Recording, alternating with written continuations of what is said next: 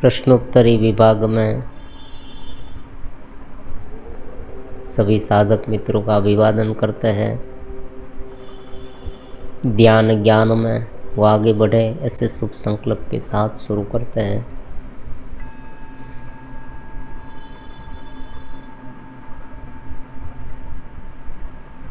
अलग अलग प्रकार के साधकों की अलग अलग कैटेगरी होती है, इसे समझना बहुत ज़रूरी है। हम ये जानते हैं कि आजकल बहुत सारी माहितियाँ उपलब्ध है। दिव्य ग्रंथ के बारे में जानना आज बहुत आसान है, कोई भी व्यक्ति जान सकता है। अगर आप गूगल में सर्च करें, यूट्यूब में सर्च करें, उपनिषद के बारे में, भगवत गीता के बारे में, पुराण के बारे में, 18 पुराण यहाँ है उपलब्ध है। वामन पुराण, लिंग पुराण, भागवत, देवी भागवत, शिव पुराण, ये सभी प्रकार के पुराण बहुत ही सरलता से हमें मिल जाते हैं। अलग अलग ग्रंथ भी मिल जाते हैं। आज का युग माहिती के बारे में सर्वश्रेष्ठ युग है। पहले के ज़माने में क्या होता था कि कोई जिज्ञासु था, उसे अगर कोई ग्रंथ के बारे में जानना होता था तो उसे बहुत दूर दूर तक प्रवास करना पड़ता था। कोई ऐसे गुरु थे, कोई व्यक्ति उनको जानने वाला है, उनके पास जाना पड़ता था। या ऐसी बुक्स है, कभी कभी तो बुक्स का जो भाषांतर है, ट्रांसलेशन, वो उनकी भाषा में नहीं मिल पाता था। आज तो हिंदी भाषा में सभी प्रकार की बुक्स उपलब्ध है, उनकी टीकाएँ उपलब्ध है। कुछ भी कर सकते हैं आप। साधना करना, साधना के बारे में जानना इतना मुश्किल काम नहीं। हाँ, एक बात है कि जीवंत चेतना का अनुभव किया हो, ऐसे व्यक्ति का साथ कम मिलता है। लेकिन माहिती तो बहुत है, भरपूर मात्रा में माहिती। फिर भी साधक में प्रोग्रेस क्यों नहीं होती? एक प्रश्न मुझे ऐसा पूछा गया, इसलिए ये वीडियो बनाते हैं। वे गुरुदेव, अलग अलग प्रकार के आपने बहुत सारे वीडियो बनाए हैं और इतनी माहिती भी है, और आपने नहीं, बहुत सारे लोग ऐसे हैं, बहुत सारे गुरु भी हैं, स्पिरिचुअल मास्टर है, डालते ही रहते हैं। बहुत कुछ डाला गया है। और वेदांत की, भक्ति की, योग की जो इंस्टीट्यूट है, संस्था है, वो भी नियमित रूप से अलग अलग प्रकार के वीडियो तो डालते ही रहते हैं। और ये वीडियो सर्वसुलभ है, कोई भी पढ़ सकता है, कोई भी देख सकता है, कोई भी सुन सकता है, उनके अनुसार साधना भी कर सकता है। हालांकि एक बात तो है, जीवंत संपर्क करना बहुत आवश्यक है। ये बात आप समझ लें। साधना में जीवंत संपर्क का मतलब ये हुआ कि जो चेतना का आविर्भाव है, जो प्राप्त हुआ है, उस चेतना के साथ जुड़ना। हमें अपना विकास स्वयं करना है, ये बात है, ये बात सच है कि हम अपने आप चल पाए, ऐसा हमें करना है। हमें डिपेंडेंट नहीं रहना, स्वचेतना को जागृत करना है। लेकिन बिगिनर्स, शुरुआती समय में जीवंत चेतना का साथ होना अनिवार्य है, जरूरी है। वो चेतना किस स्तर पर हो सकता है, या आमने सामने हो सकता है, किसी भी तरह से हो सकता है। इसको ही हमारे शास्त्र में गुरु कहा गया, ये बात है। हालांकि इनका साथ भी आज मिल जाता है, फिर भी प्रोग्रेस नहीं होती। उनका साथ मिल जाता है, थोड़ी बहुत पात्रता है साधक में और लंबे समय तक जुड़ेगा तो धीरे धीरे धीरे उनकी चेतना का लाभ हमें मिलेगा। हम उनके अनुरूप जाने की अगर कोशिश करेंगे, उनकी फ्रीक्वेंसी जो इलेक्ट्रोमैग्नेटिक है माइंड में, ऐसी बात भी विज्ञान कह रहा है, टेलीपैथी हो सकती है एक व्यक्ति और दूसरे व्यक्ति के पास आमने सामने। यही सिद्धांत के माध्यम से हमारे पुराणों में हम देखते हैं कि बहुत सारे जो गुरु और शिष्य थे वो आमने सामने बात करते थे। बात करना मतलब ऐसी बात नहीं है कि मैंने ये खाया, तुमने ये पिया, ये सब वो सब, ये बात नहीं है।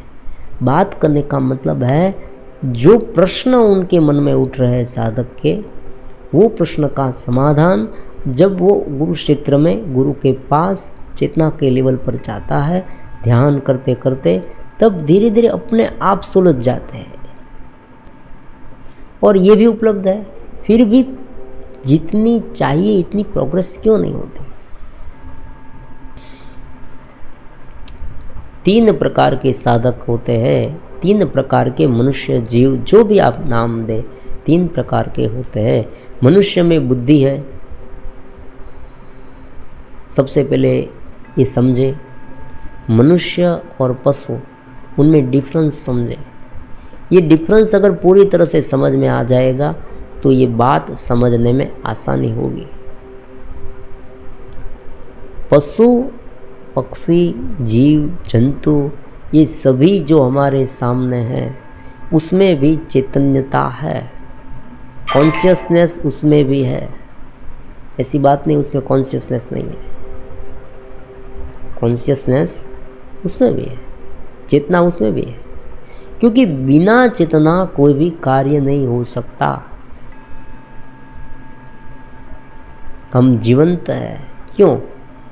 चेतना के कारण। और एक बात ये भी है, चेतना सभी वस्तुओं में भी है, ये कुछ नवीन है। आप कहेंगे ये टेबल, हाँ टेबल में चेतना है, लेकिन वो चेतना अभिव्यक्त नहीं हो रही क्योंकि इंस्ट्रूमेंट नहीं है। मन, चित्त, बुद्धि, अहंकार, ये उनके इंस्ट्रूमेंट है। उनके माध्यम से ये चेतना बाहर अभिव्यक्त होती है और शरीर के माध्यम से हमें उनका पता चलता है। मान लीजिए कोई व्यक्ति आंख बंद करके बैठ जाए और मन ही मन सोचने लगे तो हमें कुछ पता नहीं चलेगा वो क्या सोच रहा है। वो कुछ बोलेगा तो पता चलेगा ना। तो उनका जो शरीर है, ये ढांचा है, वो अभिव्यक्ति का साधन है। लेकिन भीतरी अभिव्यक्ति जो है, भीतरी जो सबसे पहले वो भीतर बोलता है, ये पूरी रचना समझे। सबसे पहले वो भीतर बोलता है, फिर भीतर जो बोला हुआ है वो बाहर प्रकट होता है। भीतर वो सोचता है, भीतर बोलता है, उनका मतलब ये हुआ भीतर वो सोचता है। 3 प्रकार की प्रमुख गत बात भीतर होती है जब भी कोई विचार आए। एक स्मृति होती है, दूसरा पट होता है। पट मतलब कर्टेन, पर्दा, कर्टेन होता है। और एक होती है चेतना। बिना चेतना के प्रकट हुए कोई भी विचार संभव नहीं है। दूसरी बात स्मृति होती है। स्मृति तुरंत उनके साथ आ जाती है। कोई भी स्मृति, अगर कुछ नहीं स्मृति में तो भी कुछ ना कुछ इधर उधर का आ जाता है। वो इतना जल्दी आता है कि हमें पता नहीं चलता। इनके बारे में एक और वीडियो बनाएंगे, लेकिन यहाँ पर इतना समझना है कि मनुष्य और पशु में सबसे बड़ा डिफरेंस ये है कि मनुष्य में बुद्धिमत्ता है, वो समझ सकता है। पशु में जो बुद्धि है वो केवल खान पान और मैथुन की है। वो अपनी रक्षा करना, जीवन टिकाना, संभोग करना, अपने जैसे दूसरे जीवों को उत्पन्न करने के लिए। आज यहाँ खाना मिला था तो वहाँ दूसरे दिन जो गाय है वो पहुँच जाती है, कुत्ता पहुँच जाता है। उसे पता है कि यहाँ मुझे खाना मिला था, वहाँ किसी ने अगर डंडे से पीटा है तो वहाँ नहीं जाएगा, वो उसे पता चल जाता है कि यहाँ नहीं जाना चाहिए, यहाँ मार पड़ती है, उसे पता चल जाता है। तो सीधी सी बात है कि मनुष्य में अगर केवल ही केवल इंद्र के विषय में, जगत के भावों में, सत्ता संपत्ति में, मौज मजा में ही रममाण रहने की आदत, सोच, वृत्ति, जो भी नाम दे वो है, तो उसे बद्ध जीव कहेंगे। क्या कहेंगे? बद्ध जीव, बंधा हुआ, जो ऊपर उठना नहीं चाहता। आप समझे कि मुझे यही करना है, मुझे ये चाहिए,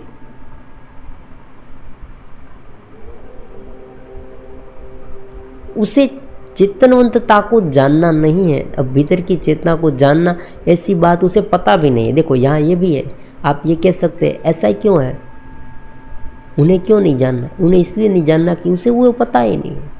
वो अपने इस विषय में इतने निमग्न है, वो चेतना वहाँ घिरी हुई। चेतना तो है, लेकिन चेतना उनके साथ, ये स्मृति के साथ, स्मृति में जो जो प्रोग्राम है उनके अनुसार हम ये अनुभव करते हैं, सोचते हैं, देखते हैं, समझते हैं, उनके अनुसार समझते हैं, उनके अनुसार दृष्टा के माध्यम से ये दृश्य होता है। दृश्य अपने आप, दृश्य तो जैसा है वैसा है, एक ही वस्तु है, अलग अलग व्यक्ति को अलग अलग दिखेगी क्योंकि उनका दृष्टि बिंदु अलग है। तो ये बद्ध जीव है, उन्हें खान पान और मैथुन में ही सुख नजर आता है, उसे ऊपर उठना भी नहीं है। कोई अगर उसे उठाने के लिए कहे तो भी वो उसे डांटने लगता है, उसे शंका उत्पन्न होती है। परमात्मा भी उसे मुड्ढ जीवात्मा कहते हैं।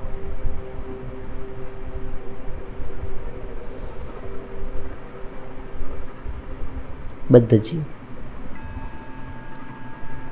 अब कोई ऐसे होते हैं कि जो उठना चाहते हैं, उठना चाहते हैं, वो समझ गए हैं कि सर्व जगत पर एक परमात्मा है, भीतर चेतना है, कुछ है। देखो उसे ये मालूम नहीं है, समझे जरा, उसे ये मालूम नहीं है कि सभी जगह पर पूर्ण ज्ञान नहीं हो गया है, उसे ये केवल मालूम है कि कुछ है। ध्यान ज्ञान में इंटरेस्ट आता है, साधना करने के लिए वो तैयार है। जब भी आप ध्यान करने बैठे, अगर आपको मज़ा आए कि भाई मुझे ये बहुत आनंद आता है, इस सत्संग में सुनूंगा, आज आपने वीडियो देखा तो कल आपको देखने की इच्छा हो, कोई भी वीडियो ये हो क्या वो ध्यान ज्ञान के जो है वो, आपको ये मन ही मन ऐसा लगता है, आपकी चाह है, चाह महत्वपूर्ण है कि मुझे इस लाइन में कुछ आगे बढ़ना है, ध्यान करना है। मेरे पास बहुत सारे व्हाट्सएप मैसेज आते हैं कि भाई गुरुदेव हमें कुछ पता नहीं है, गुरुजी हमारी हेल्प करें, हमें आगे बढ़ना है, एनलाइटमेंट प्राप्त करना है, प्रबुद्धता प्राप्त करनी है, कुछ करना है इस अध्यात्म में, कैसे आनंद प्राप्त हो, ध्यान कैसे करें, ये सब अलग अलग प्रकार के बहुत सारे कमेंट मिलते हैं, नियमित रूप से मिलते रहते हैं। हम उनकी पात्रता के अनुसार सब कुछ बताते हैं। तो ऐसे जो लोग हैं, तो ये जो बद्ध जीव है उनसे ऊपर वाले हैं, उसे मुमुक्षु कहेंगे, जो ध्यान ज्ञान की इच्छा जिसे है, लेकिन वो ऊपर उठना चाहते हैं, लेकिन उसे पूरी तरह से ज्ञान नहीं है।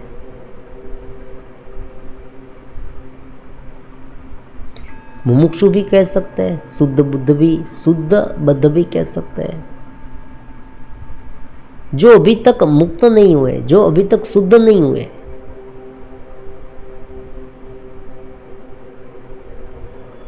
ऐसे जीवात्मा, ऐसे व्यक्ति, ऐसी चेतना,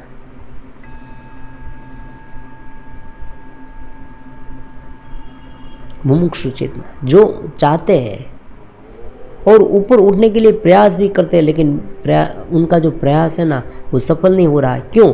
क्योंकि अभी तक उन्हें उनका जो राग है ना वो पूरी तरह से छटा नहीं है। फिर से वो वहाँ चला जाता है साधक, फिर से उनके मन में वही इच्छा होने लगती है, फिर से वो ऊपर उठता है, फिर से वो नीचे जाता है। ये मध्यम प्रकार के हैं। नीचे जो निम्न प्रकार के है व्यक्ति चेतना जो है, निम्न प्रकार की जो चेतना है हम व्यक्ति नहीं कहेंगे, चेतना कहेंगे, क्योंकि चेतना जब शब्द है वो पशु में भी जाती है, पक्षी में भी जाती है, तो पशु पक्षी ये सब इसमें आ गए। मनुष्य है उनका मतलब ये नहीं है कि वो ऊपर ही उठेगा, मनुष्य है फिर भी वो जीव जंतु पशु पक्षी की तरह खान पान और मैथुन में ही व्यस्त रहे, ये संभव है क्योंकि वो बद्ध है। बद्ध में से बुद्ध तक की यात्रा उसे करनी है चेतना को। तो चेतना इस शरीर के साथ ही केवल घिरी हुई है, शरीर के विषयों के साथ घिरी, उसे आप कितना भी ज्ञान दोगे उनकी चाह ये है ही नहीं। दूसरे वाले जो है वो मध्यम है, उनकी चाह है, वो प्रयास कर रहे हैं, इधर उधर भटक रहे हैं, लेकिन वो आगे नहीं बढ़ पाते। अब जो तीसरे है वो शुद्ध है, शुद्ध चेतना। शुद्ध चेतना ऐसी है कि जिसमें संस्कार जो है वो एकदम निर्मल हो गए। जो दूसरे वाला था उसमें जो संस्कार है वो थोड़े ऊपर उठने के भी है और नीचे जाने के भी। वो कभी कभी नीचे चला जाता है तो कभी कभी ऊपर जाता है, कभी कभी नीचे चला जाता है, कभी कभी ऊपर।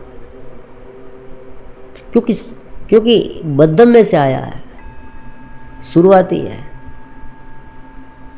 साधना करने बैठे तो अनेक प्रकार के विचार आने लगते हैं, इधर उधर की सोच आती है।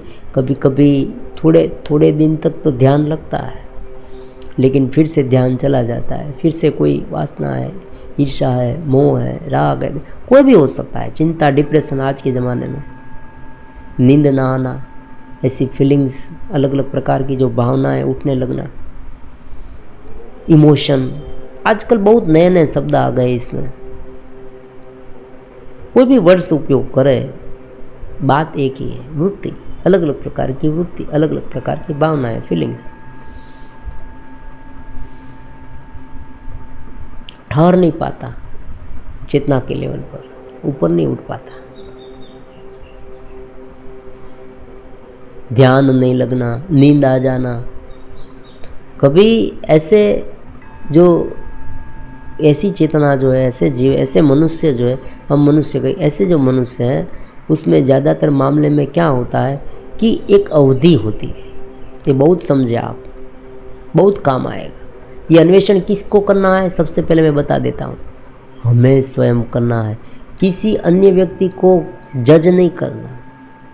हम ये नहीं बताएंगे कि भाई तुम तो बद्ध जीव हो, मैं भी नहीं कहूँगा किसी को आप सब महान है। क्यों? क्योंकि अहंकार। और कोई व्यक्ति को नीचा दिखाना, कोई व्यक्ति को ये सब कहना और किसी को ये भी कहना कि तुम बहुत उच्च हो, तो उसे तो भी अहम भाव आ जाएगा। कुछ नहीं, हमें स्वयं नक्की करना। हाँ, ये हो रहा है तो इनके लक्षण है अलग अलग, लक्षणों से पता चलेगा कि हम कहाँ फंसे हैं, तो हमें ऊपर उठना है, ये सब हमें समझ आ जाएगा। और एक अवधि होती है इनकी। अवधि का मतलब क्या होता है कि कुछ समय तक जब वो ध्यान ज्ञान के अलग अलग विषयों के साथ जुड़ता है, गुरु के साथ जुड़ता है, तो उसे आनंद आता है। फिर अचानक एक ऐसा साइक्लोन जैसा आ जाता है, अचानक वो उसमें गिर जाता है, सब कुछ छोड़ देता है। ऐसी शंका उत्पन्न होती है,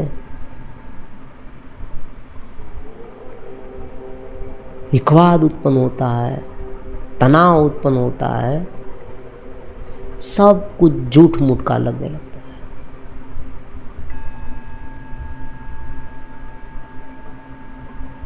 मैंने बहुत बार ऐसे साधक देखे। हमारे साथ एक साधक था,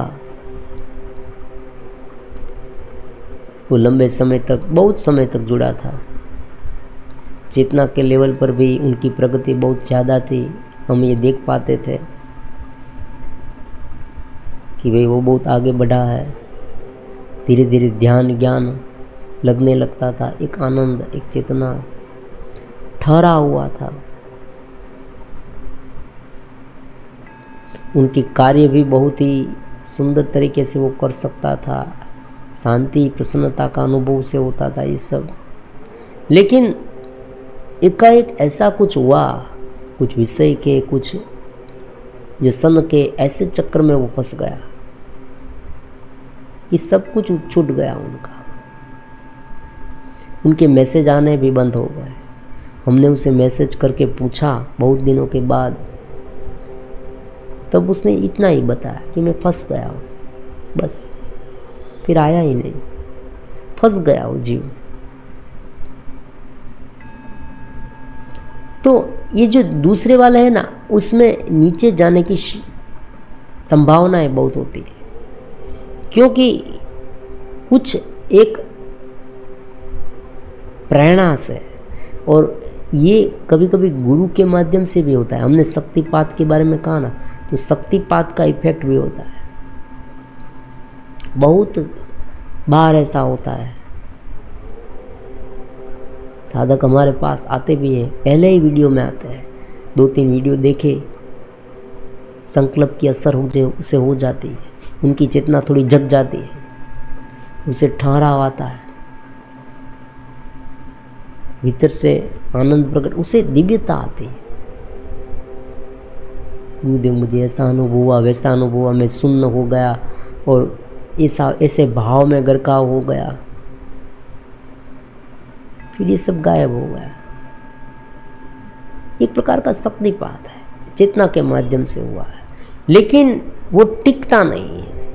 यही बात हमने कल कही थी, कल के वीडियो में, शक्तिपात में, कि गुरु या परमात्मा की, जो देव परमात्मा है, जो दिव्य चेतनाएं हैं, जो हमारे आसपास निरंतर है, हमारे आसपास है, दिव्य चेतना है, परमात्मा की चेतना।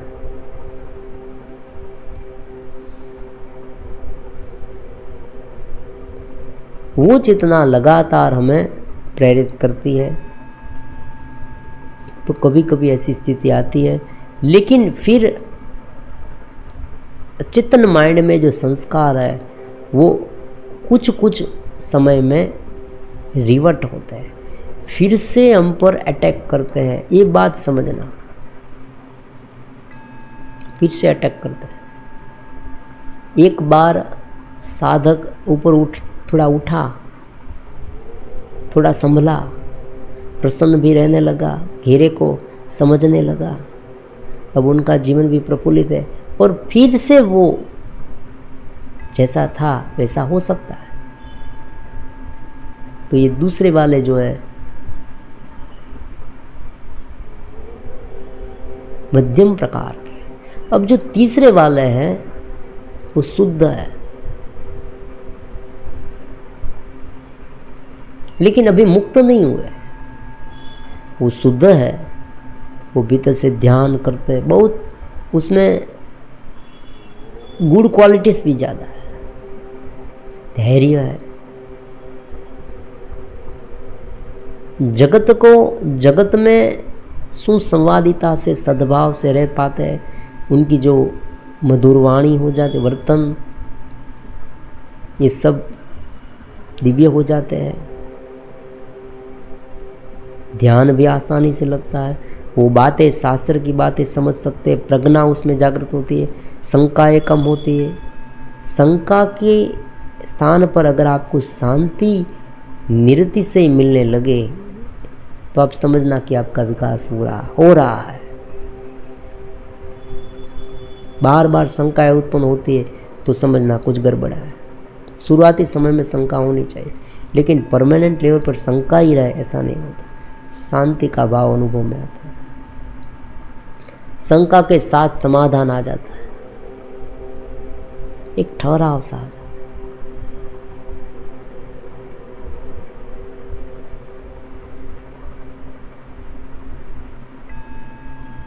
कुछ कुछ अनुभव भी उसे अतीन्द्रिय होते हैं, ये बात भी है।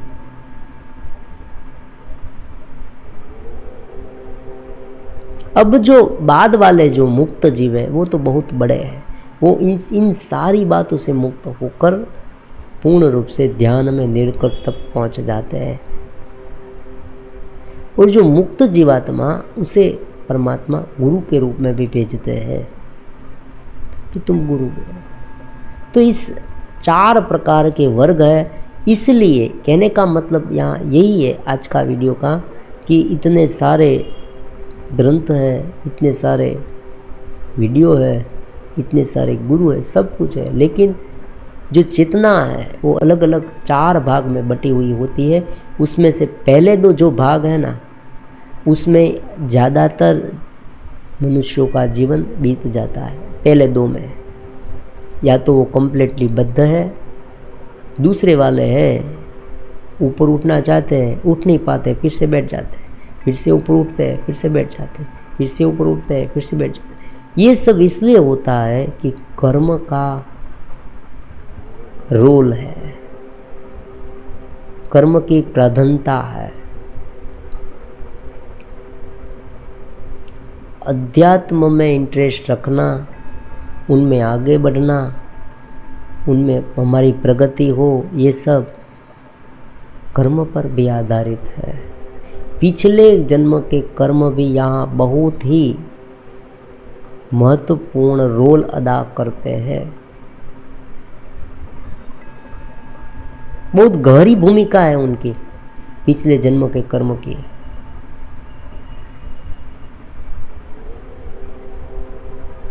क्योंकि अनंत जीवन से जो कर्म हमसे होते हैं, उस कर्म के आगे के जो परिणाम है वो हमें भुगतने पड़ते हैं। जीव भाव में है तब तक, जीव भाव से ऊपर उठ गए फिर धीरे धीरे जो कर्म शुरू हो गया है वो भुगतने पड़ते हैं, लेकिन पुराने जो कर्म धीरे धीरे शांत हो जाते हैं। ये बहुत ऊपर की भूमिका है।